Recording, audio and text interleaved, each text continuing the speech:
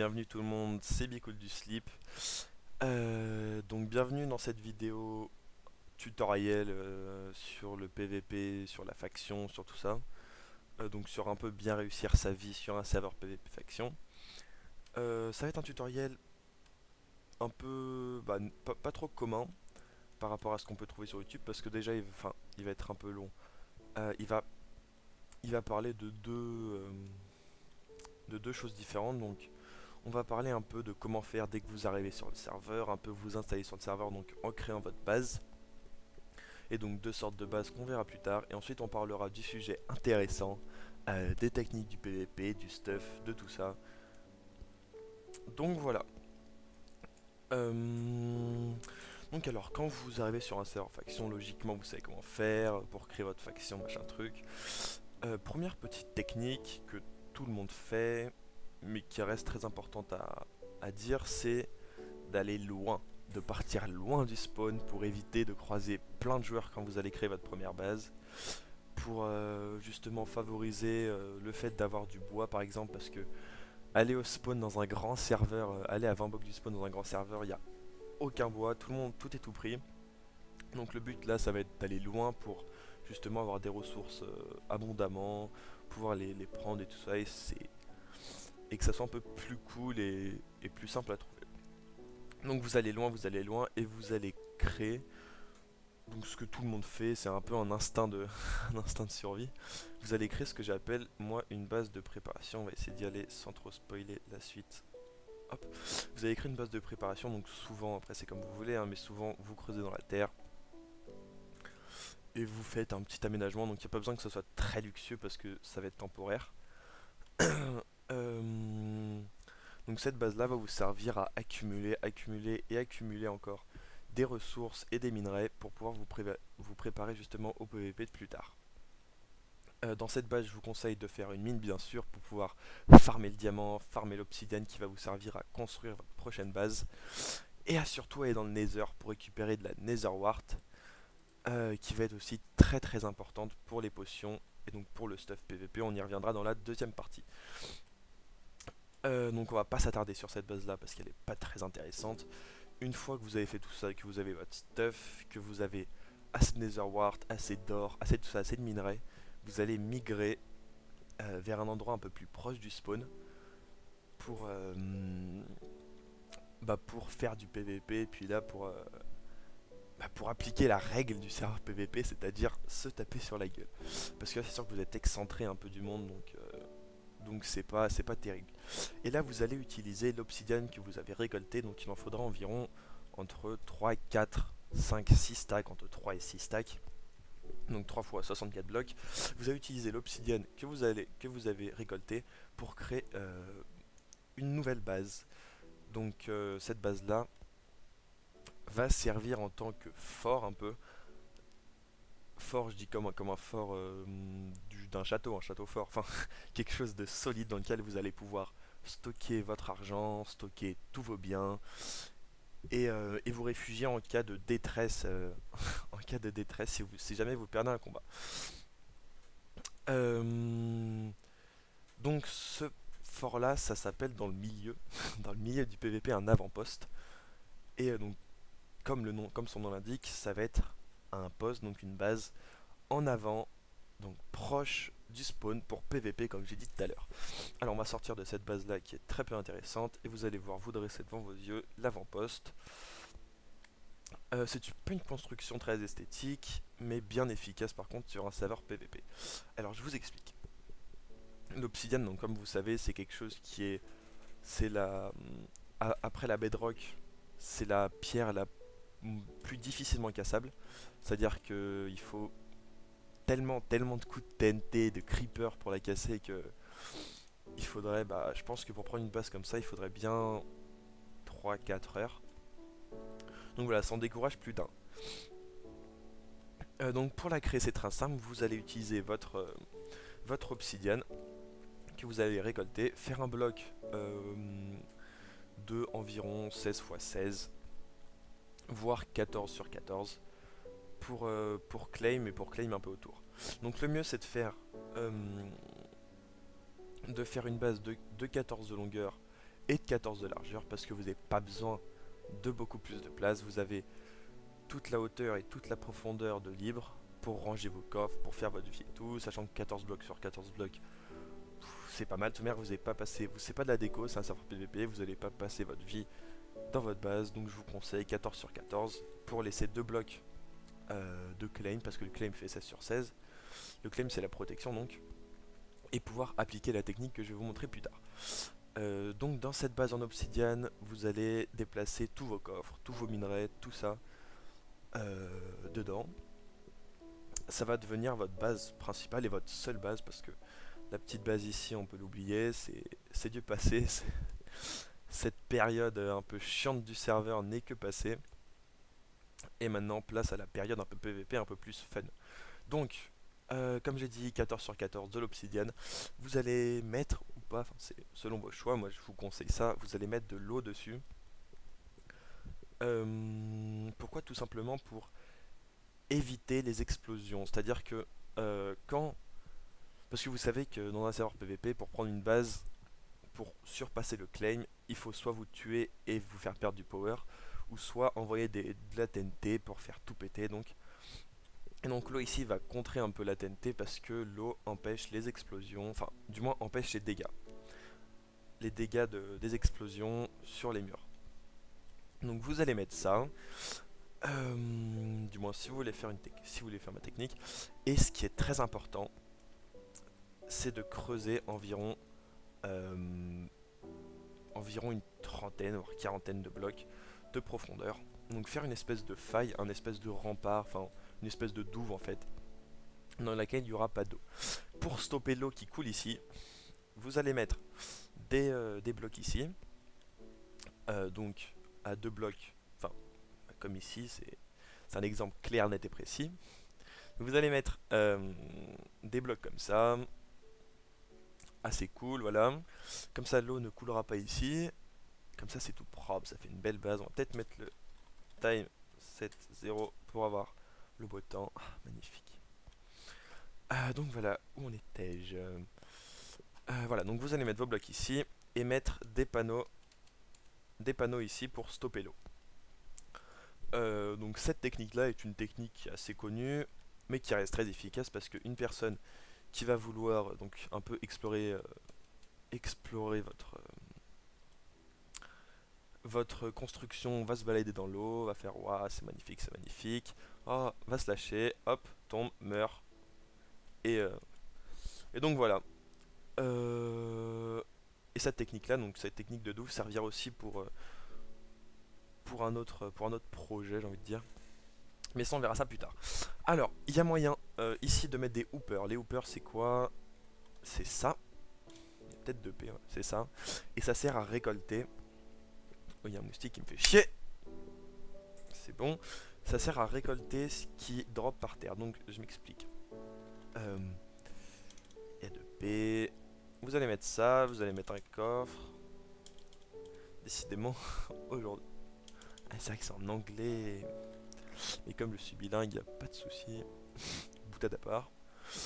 Donc vous allez mettre un coffre. Donc ça c'est si jamais vous voulez. Hein. Vous allez mettre par exemple un coffre ici, mettre un hooper là. Et mettre des hoopers comme ça. Donc je vais pas le faire mais vous faites ça sur toute la longueur.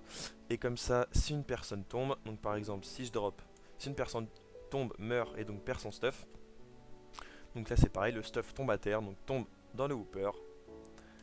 Et vous donne accès au coffre. Et donc là vous récupérez le stuff, c'est une petite technique. Mais je l'ai pas faite parce que... Enfin je viens de vous la montrer mais je l'ai pas faite dans la préparation du tutoriel parce que c'est quand même cher en fer et en bois. Je vous laisse le droit d'aller regarder le craft sur internet. Putain encore des moustiques. On est en octobre, il y a encore des moustiques. C'est pas grave. Donc je vous laisse le droit d'aller regarder sur internet le craft. Voilà. Donc ceci est dit. Alors voilà, donc cette technique là, putain il pleut encore, slash Sunday, ça marche?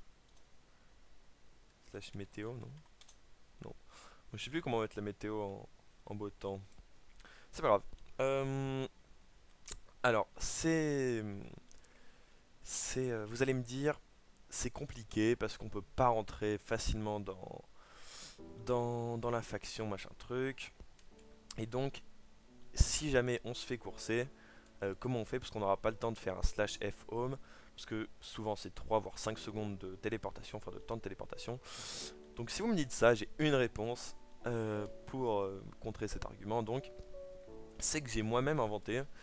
Donc, inventation by Bicool34. Attention, il y a les droits de. J'ai posé le. J'ai posé les droits de je sais pas quoi là. Un gros pas le droit de prendre mon idée. Non, je plaisante. Donc. euh, je sais plus où j'en étais. Ah oui. J'ai trouvé une petite solution pour éviter donc de faire une entrée dans la base, donc éviter de vous faire piller, et en même temps rester safe, donc pouvoir rentrer dans votre base si jamais vous vous faites courser, vous êtes en mauvaise situation. Donc ce que j'ai fait, c'est que, alors, ici, donc dans la faille, où il y a un zombie, j'ai fait, un petit trou ici. Donc je vais vous montrer comment j'ai fait. J'ai creusé de 4 de profondeur. 1, 2, 3, 4. J'ai mis une pancarte et j'ai mis de l'eau juste au-dessus, donc le bloc juste au-dessus. En fait j'ai creusé de 5 de profondeur, mais voilà, c'est pareil. J'ai mis de l'eau au premier bloc, une pancarte pour stopper l'eau. Et donc si jamais je me fais courser et que je suis un peu, un peu dans la mouise, pour ne pas dire de gros mots, avis aux plus jeunes spectateurs. Donc voilà, donc si je me fais courser par exemple par ce malheureux cochon et que je suis en état critique, je cours, hop, là, je vais là-dedans, boum, hop, je tombe, je mets un bloc, et là je suis safe. En plus, la personne qui m'aura coursé aura de grandes chances, vu qu'il connaît pas ma technique, il aura de grandes chances de tomber sur le sol, et donc de mourir. On va le faire tomber là-dedans. Ah. Et donc de mourir si jamais il n'avait plus trop de vie. Alors que vous serez safe ici, vous posez le bloc, et comme c'est claim, normalement ça va être claim, vous avez le droit de faire votre... Enfin, vous faites votre slash F home sans qu'il puisse vous attaquer, puisqu'il peut pas détruire de bloc vu que vu qu'il est en espace claim. Il a plus qu'à faire un slash spawn ou un slash home pour se libérer. Donc vous, vous êtes safe, donc cette technique, je l'ai pas essayé mais je vois pas pourquoi ça marcherait pas.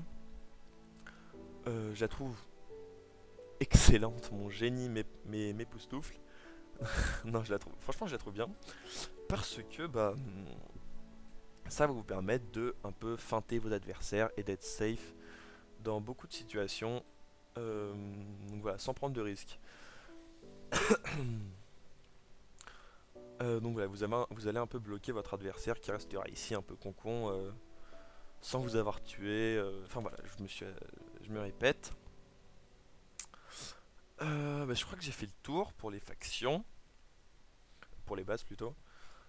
Donc voilà, n'oubliez pas les points forts, les points importants, toujours commencer par une petite base comme ça pour le temps d'amasser beaucoup de ressources. Ensuite, aller faire une base plus proche du spawn en obsidienne. Et bien sûr cette technique. D'ailleurs dites-moi dans les commentaires si ça a marché chez vous. Si ça n'a pas marché, je suis désolé. Mais il me semblerait que ça... Moi je vois pas pourquoi ça marcherait pas. Parce que c'est... Parce que ça n'a pas le droit de pas marcher. Enfin en fait je comprendrais pas si ça marche pas. Donc voilà. Par contre toujours avoir un bloc sur soi pour pouvoir le poser. Au niveau du stuff, parce que là je pense qu'on a fini avec les bases. Ah oui, donc voilà, j'étais en train de vous dire. Les points forts, enfin les points à retenir sont de créer une petite base pour amasser toutes vos ressources, de l'or, tout ça. Aller dans le nether pour la nether wart. En faire pousser, faire une espèce de... pas d'exploitation, mais c'est de faire un petit champ de nether wart pour en récolter un maximum. Ensuite, faites votre base en obsidienne avec de l'eau. Essayez cette tranchée avec cette technique et dites-moi si ça marche, je me répète. Et bloquez bloquer ça. Surtout, enfin, je vous conseille de faire en 14x14. Comme ça, vous, avec un claim, vous couvrez tout. Vous couvrez donc d'ici à ici. Et donc, personne ne peut casser de bloc quand il est dans votre tranchée. Donc c'est assez cool. Là, une fois ici, il pourra rien faire. Même pas poser de la TNT parce qu'il n'a pas le droit. Parce que c'est claim. Et coucou. Et donc voilà. Euh, Ils bossent bien. Et donc voilà. Alors on va passer à la partie PVP. Là ça va être beaucoup plus intéressant parce que je vais vous apprendre plein de techniques. Vous allez devenir les rois du PVP. Je vous le promets. Si vous mourrez, c'est satisfait, remboursé. Je vous rembourserai je ne sais quoi. Mais c'est pas grave. Alors, on part tout de suite avec le stuff. Donc le stuff que je vous conseille déjà. Au niveau armure, c'est une armure en diamant, c'est un peu la base.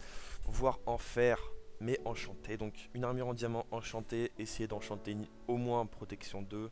C'est à partir de là que ça commence. Protection 2, protection 3, c'est à partir de là que ça commence vraiment à vous donner de l'armure en plus. Et c'est à partir de là que ça commence vraiment à être intéressant. Donc essayez de vous enchanter, voilà, grâce à vos niveaux que vous aurez récoltés en, en minant. Je sais que c'est pas facile, mais... Mais voilà, il faut vraiment prendre le temps en fait dans cette base là, va falloir vraiment prendre du temps de vous préparer pour être optimal et être le roi du PVP comme je viens de le dire. Alors, donc au niveau de l'armure c'est fait, au niveau du stuff PVP ça c'est très important. Alors, je vous conseille de prendre une épée en diamant, sharpness 3, donc tranchant 3, tranchant 2 minimum, entre tranchant 2 et tranchant 5, et surtout le fire aspect qui est très important pour surprendre vos adversaires. Une autre épée knockback 2, on verra son utilité après. Des potions de heal, ça je vais vous montrer un peu comment les faire. Donc 2 potions de heal, c'est toujours mieux, vous allez être plus safe. Un seau d'eau pour le côté défensif, un seau de lave, c'est facultatif parce que ça, faut vraiment savoir le manier. Et puis moi, je l'utilise que très rarement parce que j'ai peur de me brûler. Et donc, vu que je suis pas très doué, vaut mieux pas que, que je m'en mêle les pinceaux. Enfin, voilà, vaut mieux pas que j'utilise ça. Donc, je le mets quand même parce que c'est quelque chose qui est très prisé en PVP, c'est vachement utilisé. Donc voilà, avec ce stuff là, vous allez avoir un stuff plutôt généraliste. Donc, qui vous permettra de vous sortir de situations plutôt générales, donc un peu dans toutes les situations. C'est pour ça que je trouve ce stuff là excellent. Et c'est le stuff que j'utilise depuis le début. Enfin, depuis que je commence, il n'y avait pas tout, mais au jour d'aujourd'hui, j'utilise vachement ce stuff parce que c'est... Enfin, pas ce stuff précisément, il y a les enchantements qui changent. Par exemple, voilà. Par exemple, j'ai peut-être pas du Sharpness 3, mais un Sharpness 2.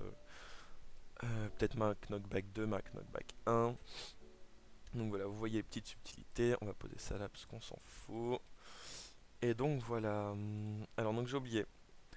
Dans le stuff, il y a encore les potions de vitesse qui vont être très importantes si vous voulez vous enfuir ou si vous voulez courser votre adversaire. Les potions de force. J'ai mis des potions de force de niveau 1 parce que les potions de force de niveau 2, il faut savoir qu'elles sont pas mal interdites sur les serveurs parce qu'elles sont trop fortes tout simplement. Un arc avec des flèches bien sûr et une under, enfin 8 under perles, voire 16, voire le nombre que vous voulez. Donc souvent ça s'achète sur les admin shops des serveurs. S'il n'y en a pas, vous les farmez. Vous allez à l'end et vous farmez les underman.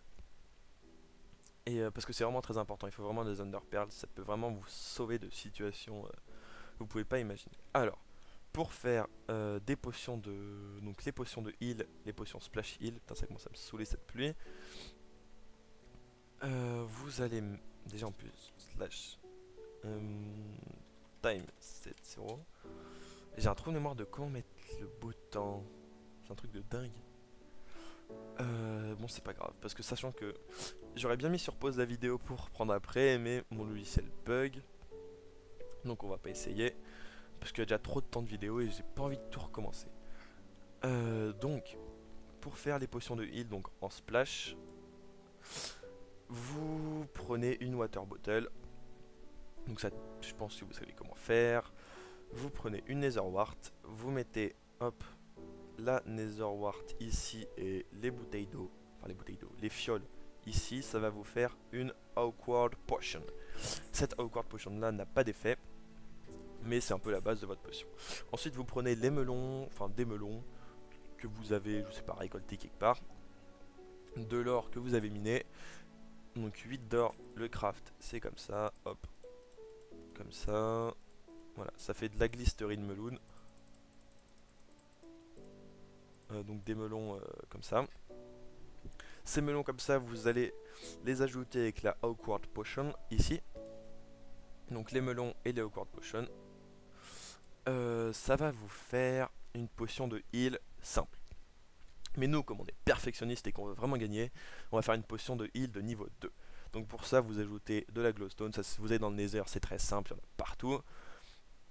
Surtout quand vous en tapez, quand vous cassez de la glowstone, il y en a plusieurs qui pop. Donc vous prenez votre potion de heal, de la glowstone, pareil, la potion de heal là, la glowstone ici. Et ça va vous faire une potion de heal de niveau 2.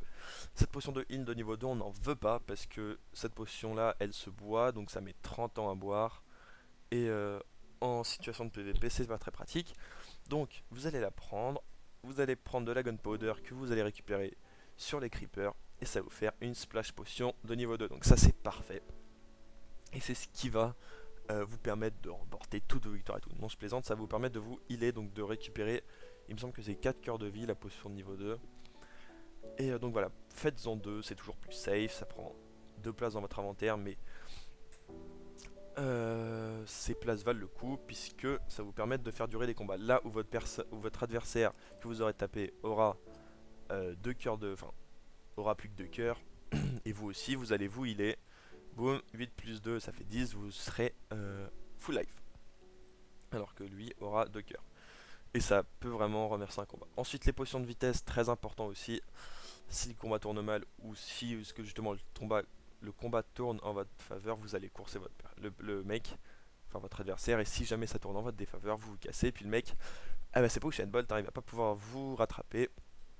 Parce que lui, il est un peu bébête, il aura pas fait de potion de vitesse.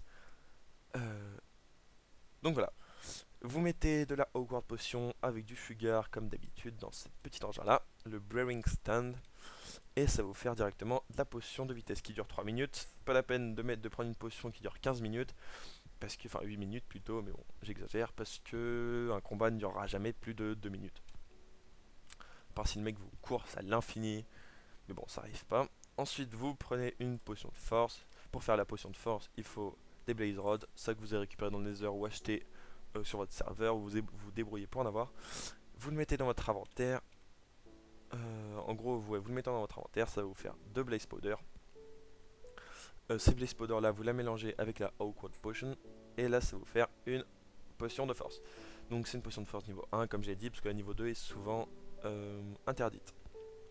Alors, ceci étant fait, vous avez votre stuff maintenant. Et maintenant, on va essayer d'apprendre les techniques de PVP. Donc je vous reprends tout de suite pour justement ces techniques de PVP. A toutes. Hey les potes, on se retrouve pour cette seconde partie. Donc je tenais à partager ma découverte avec vous. C'est enfin comment mettre le beau temps. J'ai dû arrêter la vidéo, faire tout ça. Sinon on aurait fait le tutoriel en un coup, mais c'est pas grave. Parce que ça commençait vraiment à m'énerver. Donc je partage avec vous. Weather clear. J'espère que c'est ça. Regardez ce beau soleil, ce beau temps. Magnifique. Profitez parce que ce sera pas souvent. Alors, donc, on va se retrouver pourquoi déjà? Oui, pour les techniques de PVP. Alors, donc, j'ai pas trouvé, enfin, j'ai personne avec moi pour vous montrer, les techniques, mais bon, on va faire ça tout seul, comme des grands.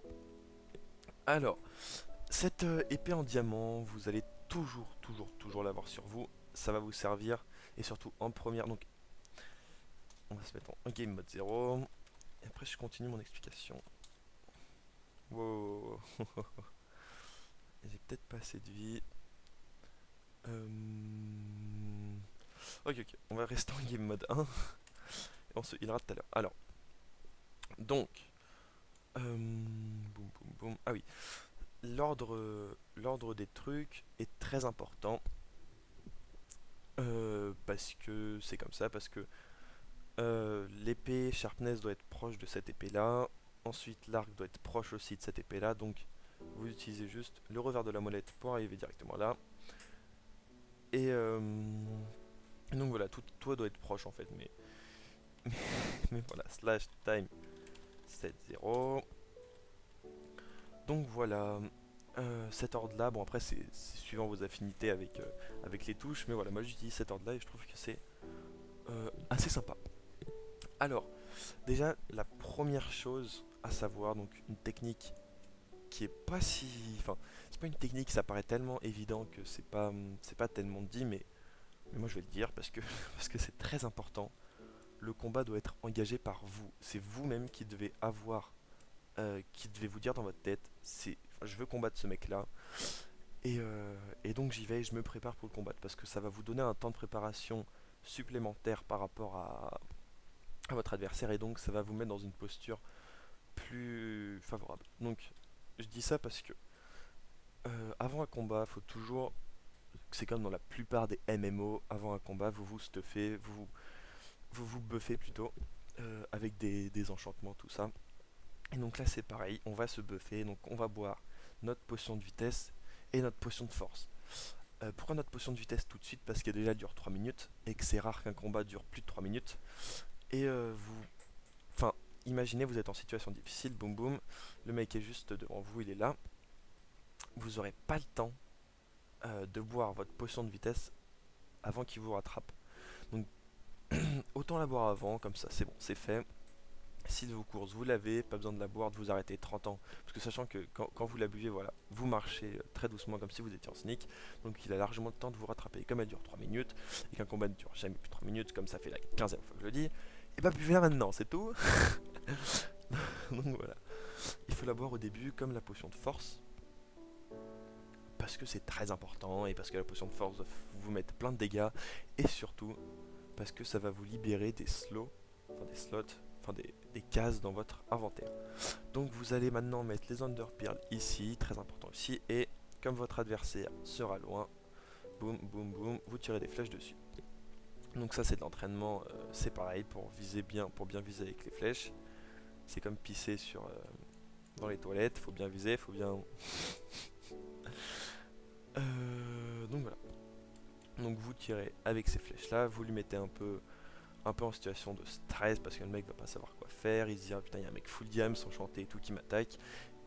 Il va paniquer un peu mais vous continuez, et dès que vous voyez quand même que vous avez pris l'ascendant sur lui, vous y allez et vous commencez à taper avec cette épée là. Donc déjà qu'il va être en panique totale dans sa tête, il va dire, là il est en train de se dire je vais perdre tout mon stuff, machin truc, mais je vais quand même essayer de le trade parce qu'on sait jamais.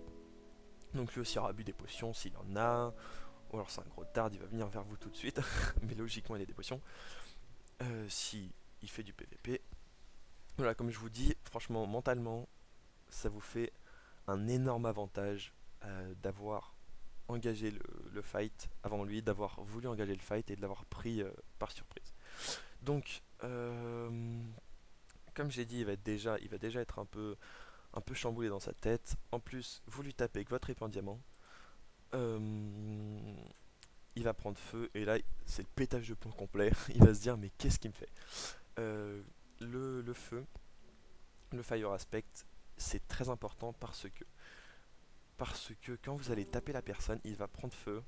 Et le feu en fait fait des dégâts petit à petit, et donc ça va l'empêcher de courir parce que dès qu'il va commencer à courir, boum, il va prendre des dégâts, il va remarcher. Il va prendre des dégâts, il va marcher, et donc là, il pourra bien sûr beaucoup moins, il pourra pas s'éloigner, enfin il pourra pas s'enfuir sans prendre des dégâts et donc sans se remettre à marcher. Donc voilà, avant toute chose, j'ai complètement zappé, mais je vous le dis maintenant, les techniques de PvP. Donc il y a deux choses très importantes dans le PvP, c'est les coups critiques et le click and block, je crois que ça s'appelle. Donc le coup critique, c'est quand vous... Le principe est simple, c'est... En fait, le coup critique s'effectue quand vous sautez, dès que vous retombez. En gros, vous sautez, vous êtes en train de retomber, vous tapez, ça effectue un coup critique. Par exemple là, hop, je tombe et je le tape. Vous avez vu les petites des petites étincelles qui sont sorties de lui, ça veut dire que mon coup critique a bien été effectué. Tandis que là, regardez, là si je le tape, hop, il n'y a pas d'étincelle, vous avez vu, alors que lui, je vous remontre, on va prendre lui. Si, vous voyez, je saute, je retombe et je le tape, voilà, les petites étincelles, donc ça c'est un coup critique, et ça fait 50% de plus de dégâts. Deuxième technique, c'est le click and block, ou je sais pas quoi, l'attaque, enfin, attack and block, un truc comme ça. C'est le principe de combiner deux techniques de PvP. C'est-à-dire que le PvP, beaucoup de gens PvP utilisent que le clic gauche, donc pour attaquer, c'est comme ça, et le clic droit des fois pour se défendre de flèches et tout, donc ça c'est pour parer. Cette technique-là, enfin, parer comme ça, esquive 5, enfin, réduit de 50% les dommages de votre adversaire. Donc, le but ici, ça va être de combiner les deux et d'appuyer les deux simultanément. Donc voilà, si vous combinez ceci plus les coups critiques sans forcément en faire trop, parce qu'après, si vous faites que des coups critiques, vous êtes comme ça, vous esquivez pas et tout, c'est pas terrible. Donc essayez de combiner les deux tout en sachant faire la part des choses bien sûr, donc en esquivant un peu, en coup critique, machin truc. Là vous allez devenir invincible. Donc voilà, je vous fais une rapide explication du stuff, maintenant que les techniques sont faites, et d'un combat qui peut potentiellement... Oh. Et je vais vous montrer comment un combat peut potentiellement se passer. Donc par exemple, vous attaquez quelqu'un. Vous voyez que vous avez pris l'ascendant, cependant, il s'avère que cette personne-là est mieux stuff que vous. Donc il reprend un peu l'ascendant sur vous. Vous voyez que vous êtes un peu en situation critique, donc vous avez plus de vie, machin truc. C'est là que l'épée Knockback en fer prend son importance. Il n'y a pas besoin d'en mettre une en diamant, une en fer suffit largement. Boum, vous lui tapez dedans. Ça veut dire que la personne ici va reculer.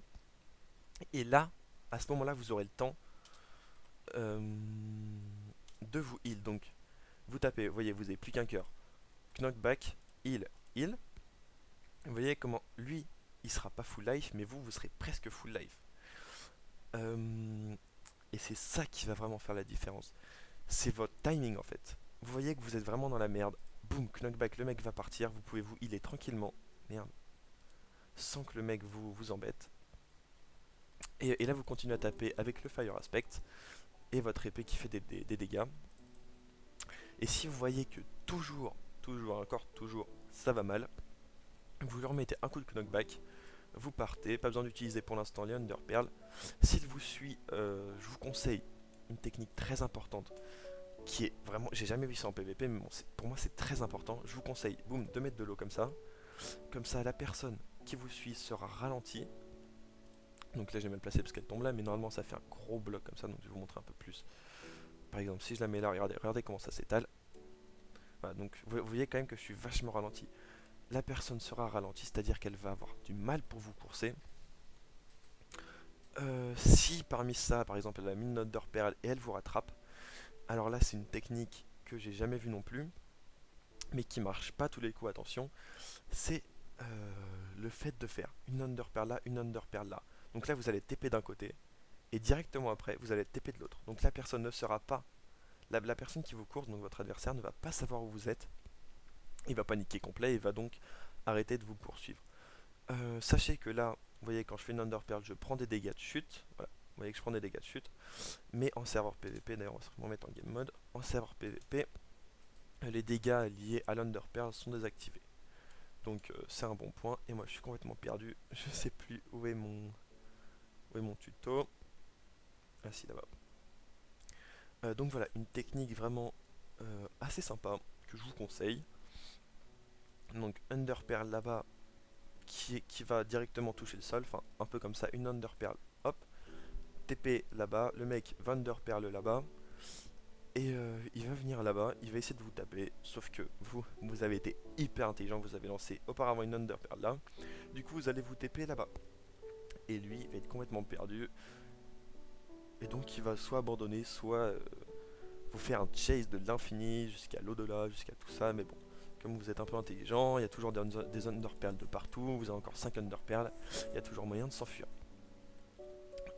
Donc toutes ces petites techniques là sont terminées, donc n'oubliez pas, boum, n'oubliez pas le coup, le coup critique, le coup critique. J'ai pas fait de coup critique. N'oubliez pas le coup critique, qui est assez dur à placer, donc entraînez-vous en mode normal. N'oubliez pas le saut d'eau qui peut être très intéressant. Le saut de lave, j'en ai pas parlé parce que personnellement, je sais pas le manier et j'aime pas parler de quelque chose dont je ne suis pas sûr. Donc il y a peut-être des vidéos sur YouTube qui en parlent, mais moi je suis vraiment pas sûr. La knockback aussi très important. Et puis le heal, et puis surtout votre potion de vitesse, votre potion de force qui vous permettra de prendre l'ascendant très facilement sur vos adversaires qui ne seront bien sûr pas assez préparés parce que ils n'auront pas vu ce magnifique tuto. Donc voilà, donc je tenais juste à dire une dernière chose. Donc on va revenir un peu sur cette base là en dernier point, c'est que cette base là bien sûr n'est pas imprenable. Ne venez pas me dire dans les commentaires ta base c'est de la merde, elle est pas imprenable. Enfin, elle est prenable hyper facilement, je te la prends en 2 heures machin truc, bien sûr. Mais